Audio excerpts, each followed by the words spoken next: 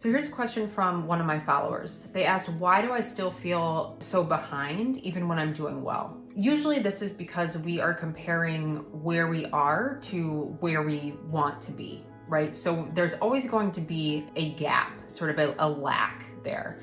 Whereas we want to compare where we are now to where we've been. And we want to focus on the gain, the growth, the sort of progress we've made.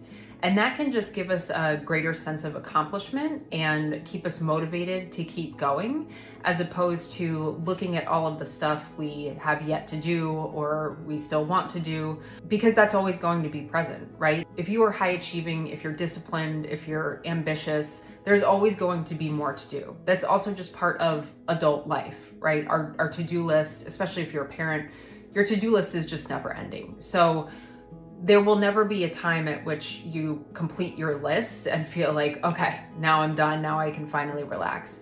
So we really have to focus on what we have done already and use that as motivation to keep going and to really break things down into smaller tasks. So something that I do personally is I'll sort of assign different tasks to specific days of the week. And so then I know, okay, if I get all of those tasks done, like I'm done for the day. And I don't even think about the tasks I still have to do because they're already assigned to another day.